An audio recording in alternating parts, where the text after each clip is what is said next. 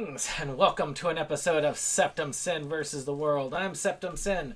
This is Kotobuki Jake. Alright. And we're here to show you what we got. It's been a while. Even that old phrase, the old video. It kind of feels like home, doesn't it? Yeah. But Jake had said he's got some stuff that's mounting up and he needs to get a pickup video in. So you know what? We're recording a pickup video for the first time in a long time. Sounds good. So let's get started here today. What do you got for us today? Well, I'm going to kick it off with a little bit of shameless self-promotion, because why not? Because we have a movie that has just come out a few months ago by our esteemed SeptumSin here, called Amityville Webcam, and I'm in it. My first starring role, for better or for worse. Oh, you can actually show us on the DVD. Yes, let's see here. Yeah, there we go. All right. So, kind of cool. I haven't gotten to watch my copy yet, but I have in the collection a nice little bit of cinematic history. Shoot, that's your first starring role, isn't it? Yeah, well, like I said, yeah, it's definitely the first starring role. Yep, so not his first role, but definitely first starring role. So this I'm using as one pickup. Because I've been waiting for these. I mean, I used to have the old Viz release, but they stopped at about halfway.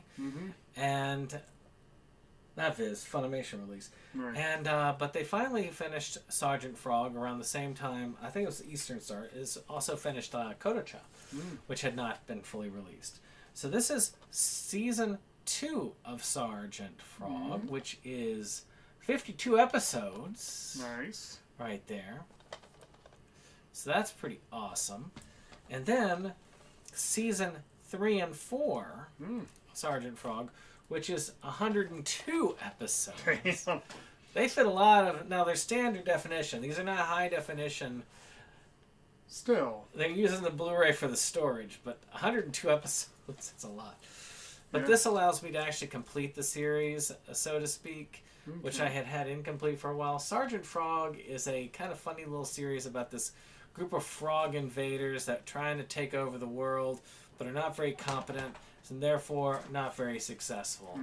It's funny. I want to watch most of it. Now you just sit down and just finish it. It's and that's a pretty nice space savings compared to what it was. Only 3 volumes. Yeah.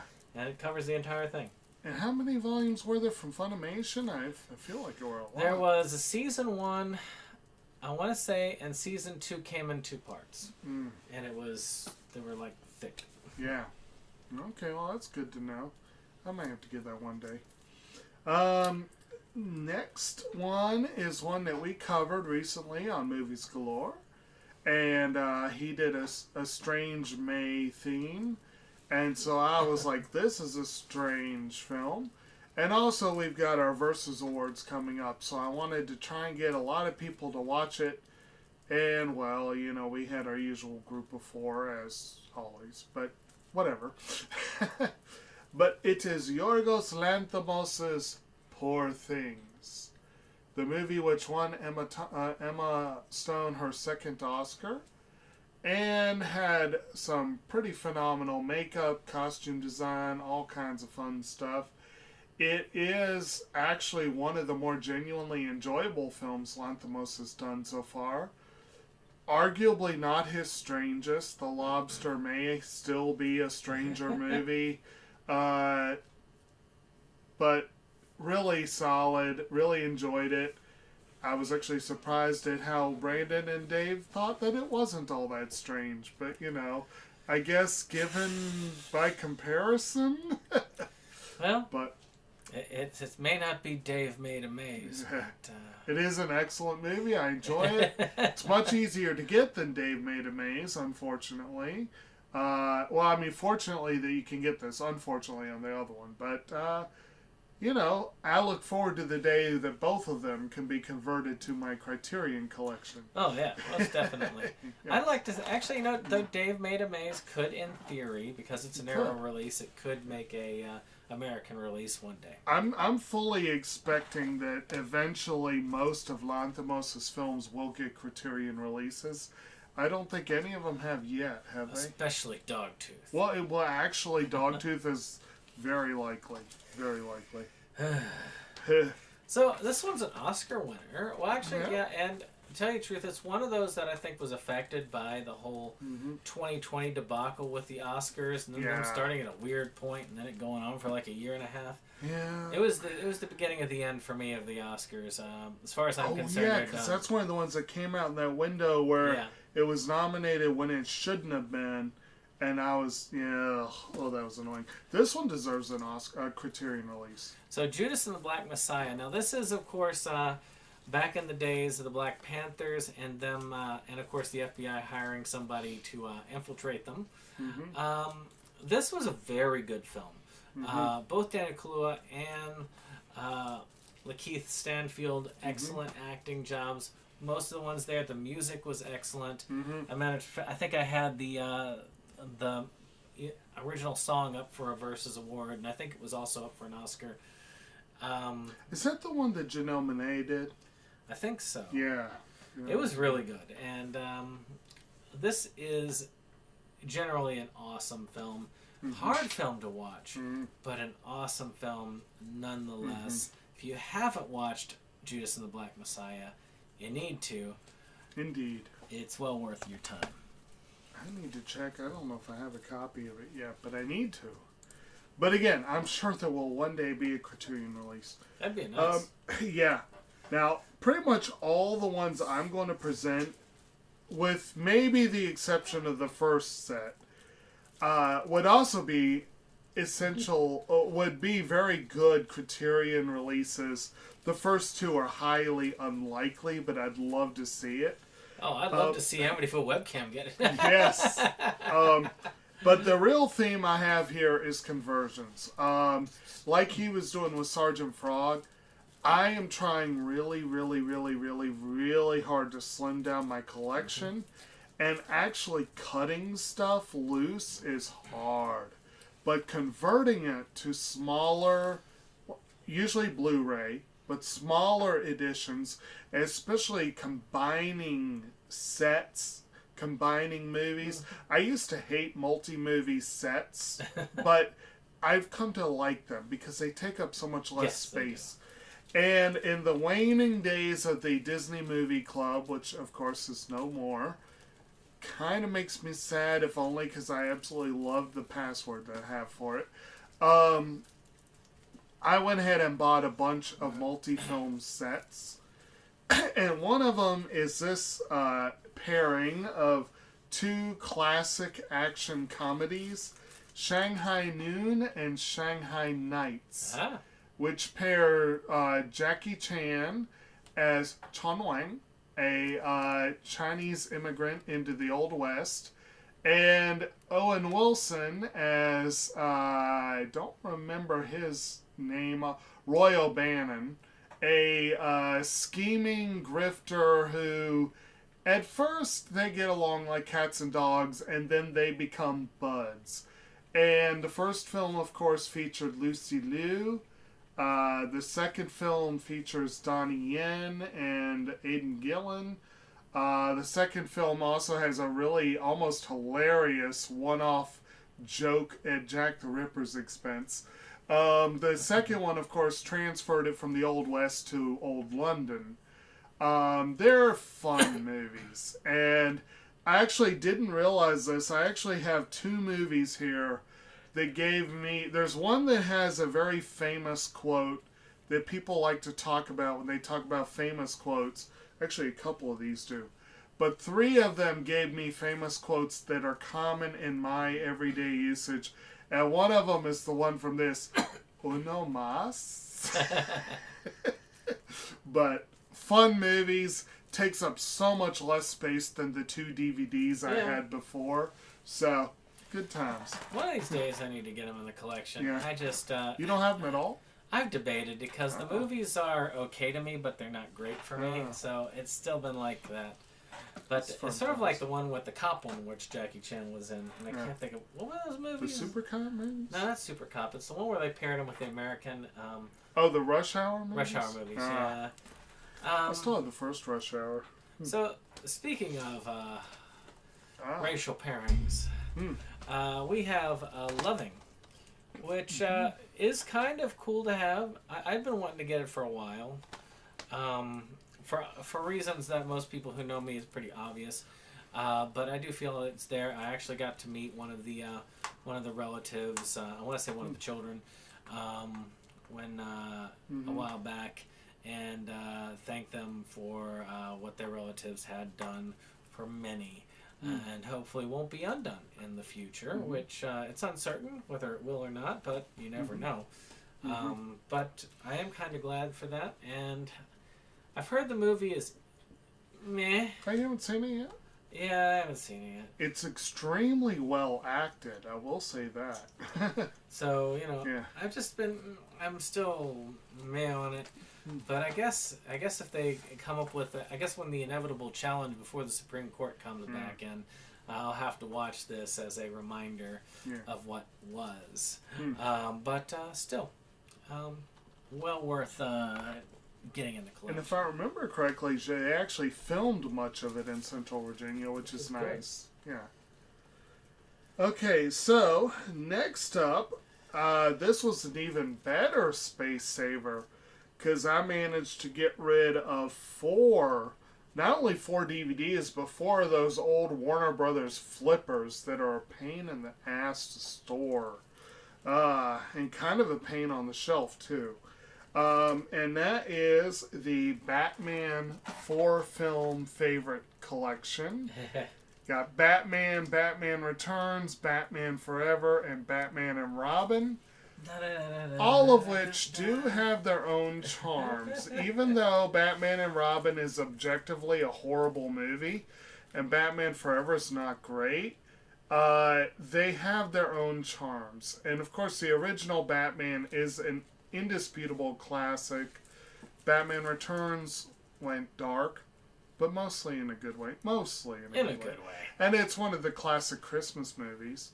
And of course, I talk about famous quotes. Of course, you got Batman, which is probably not original to this, but doing it in the deep, gruff voice. And the one that became a part of my everyday lexicon, other than I'm Batman, is the Joker's line, "Where does he get those wonderful toys?"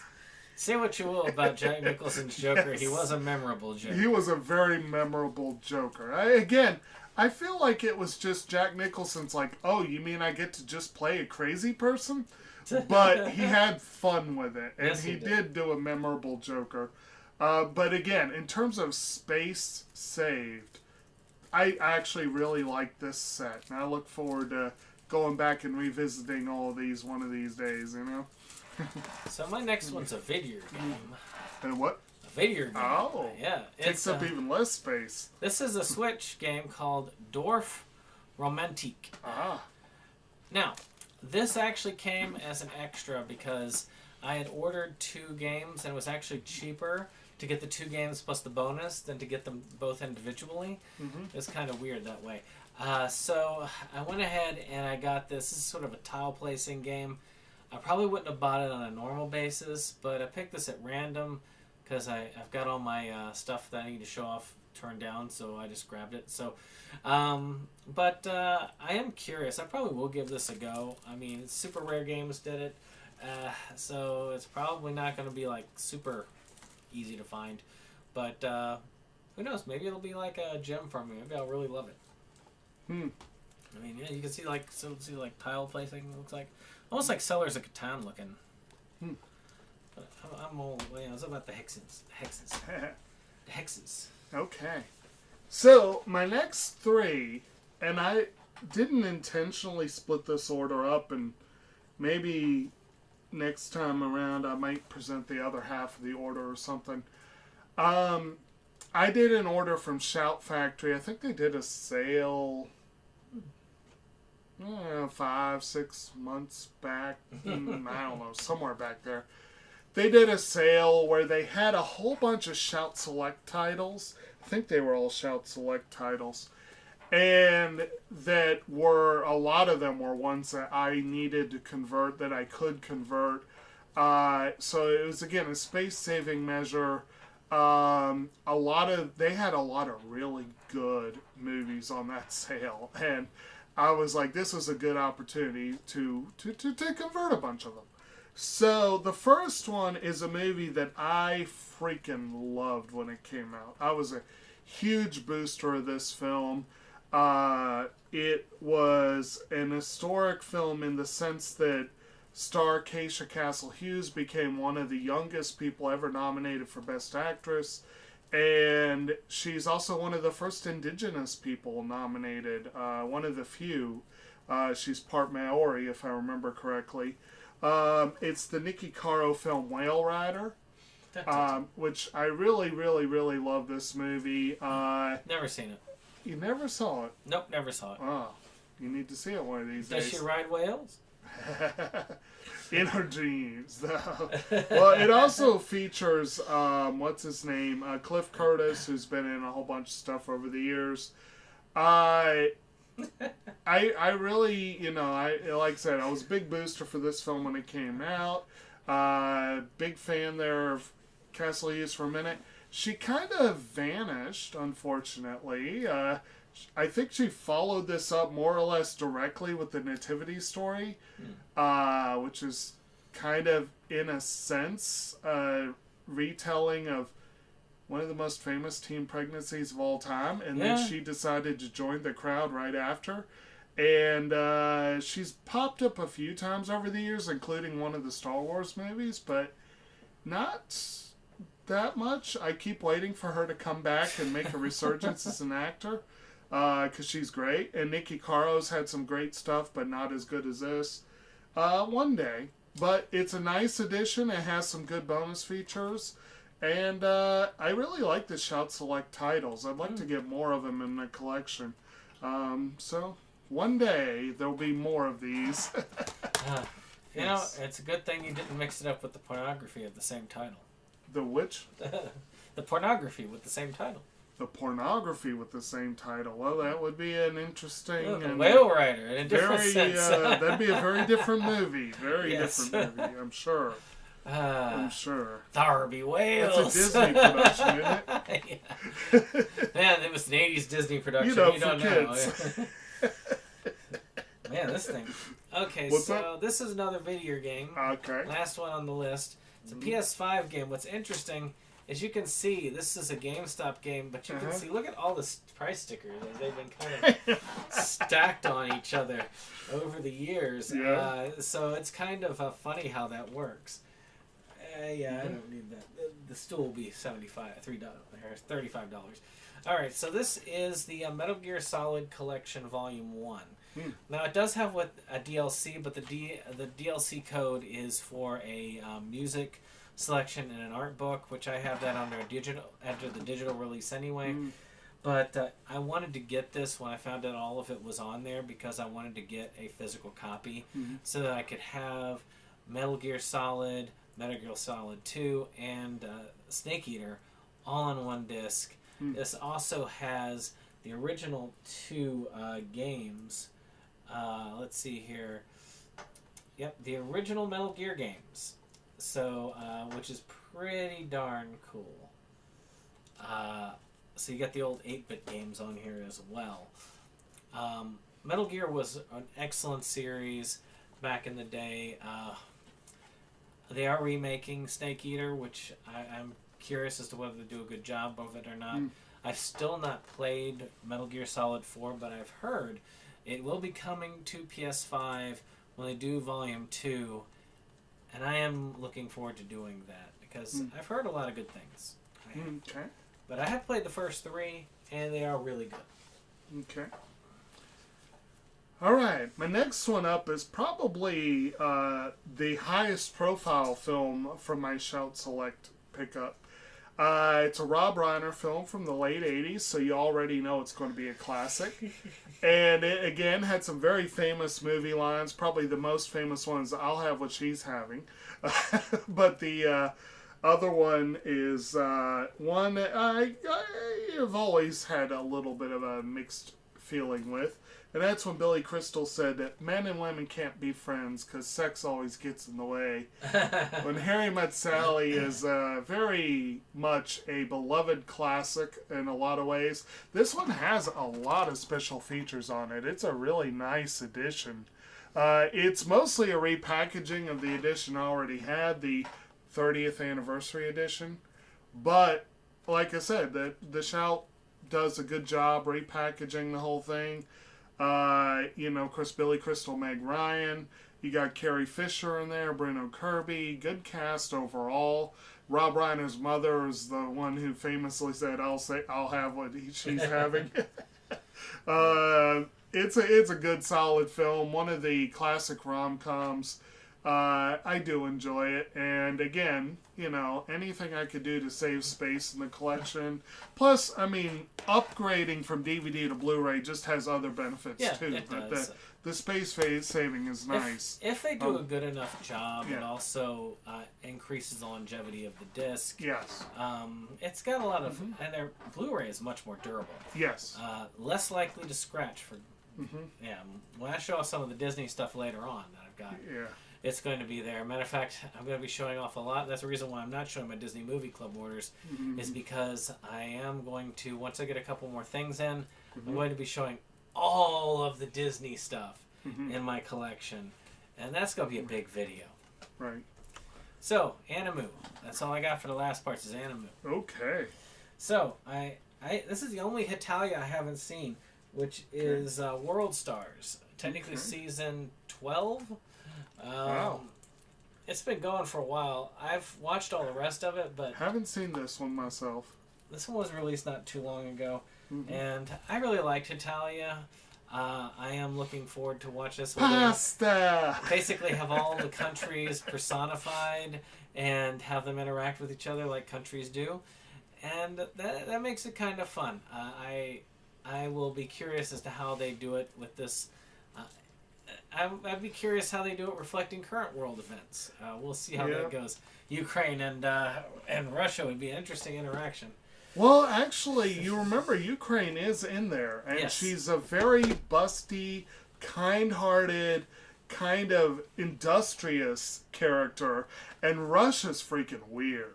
Russia is scary and weird, and the funniest joke for me in all of Hitalia is that Russia is scared shitless of Belarus. Because Belarus is the creepy stalker who wants to become one with the Russians. Sadly, not too far off from world events today. Oh boy. And America is an arrogant asshole, and yeah. Cheeseburger with you. Yes. It does lean a lot into stereotype, especially the English dub is heavy on accents, so that's humor that won't play to every crowd.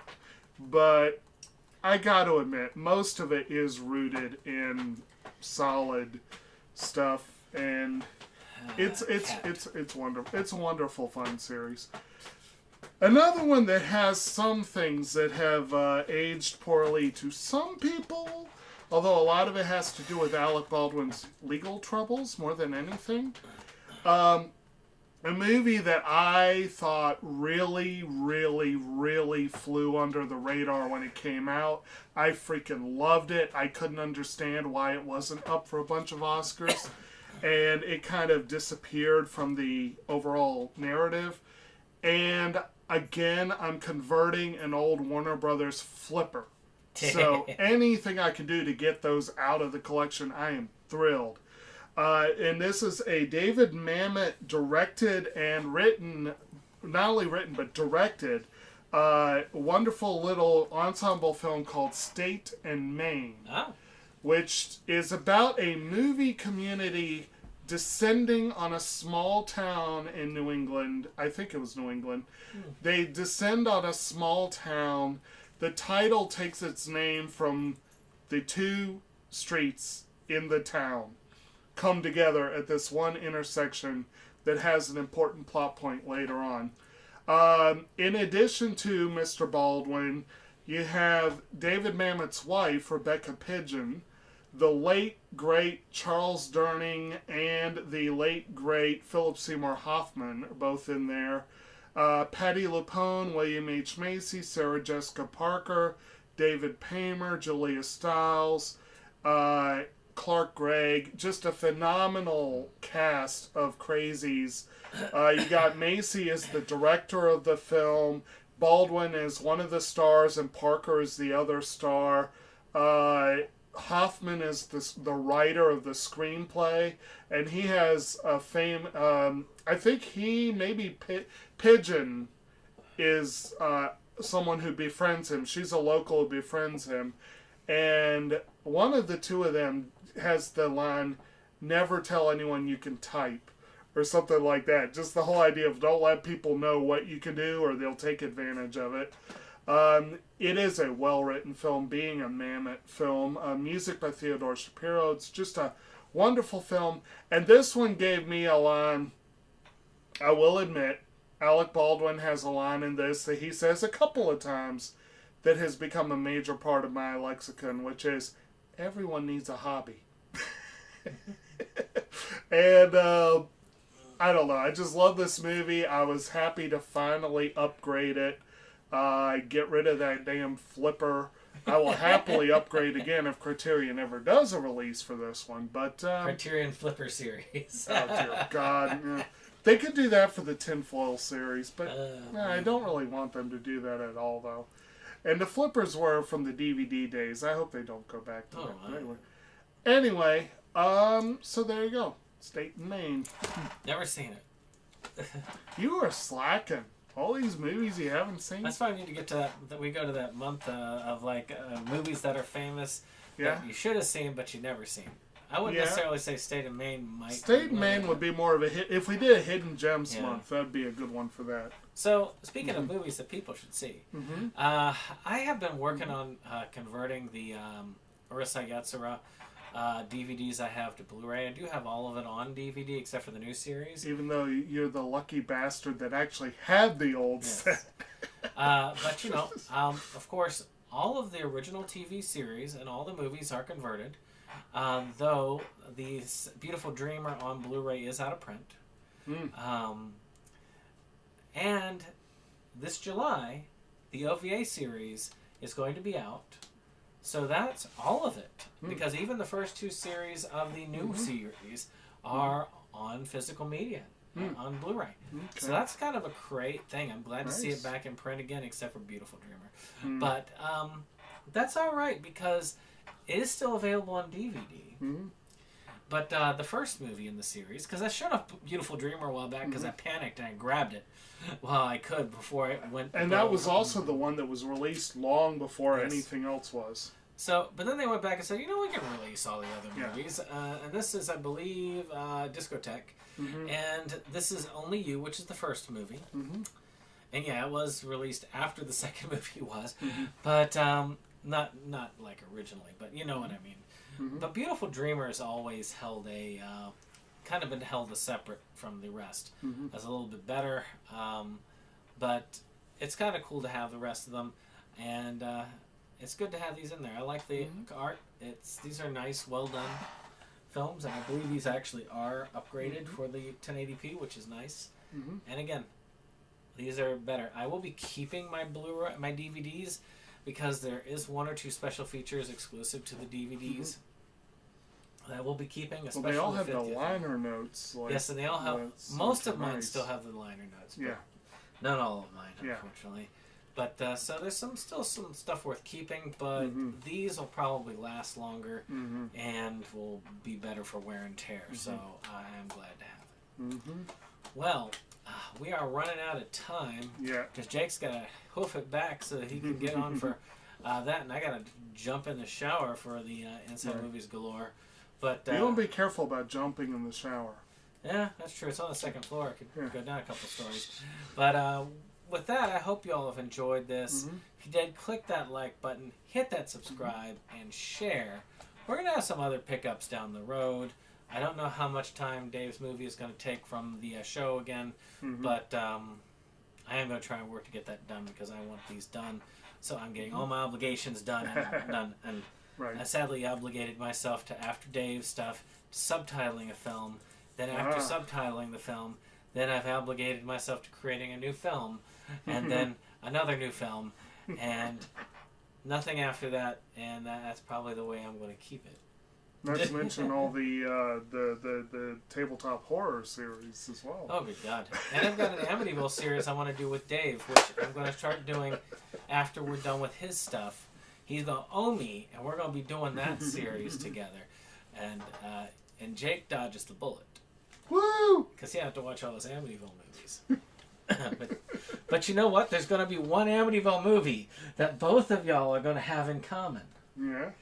And both of y'all have acted in. So, if you want to get a copy of Amityville Horror, please click on the link down below. Sorry, Amityville Webcam. Better movie, Amityville Webcam. Click on it down below. But we'll see you guys on the next one. Bye-bye. This is the end of the show. We hope you liked it though. We had our spend, had time afraid. It's almost time to go. This is the end of the show. But we felt you'd like to know. A bunch of friends right to the end. Our link just down below. This is the end of the show. So help us let you know. 'Cause here's Jake to say the things we thought just didn't go. And now we would like to take a moment to thank our friends at the Rebel Gaming Club for our rollicking opening number that has been gracing our videos for some time now. And we want to thank all our friends who come out for various projects and what have you. We have numerous links below, and we very much encourage you to check them out and give the other people a visit as well.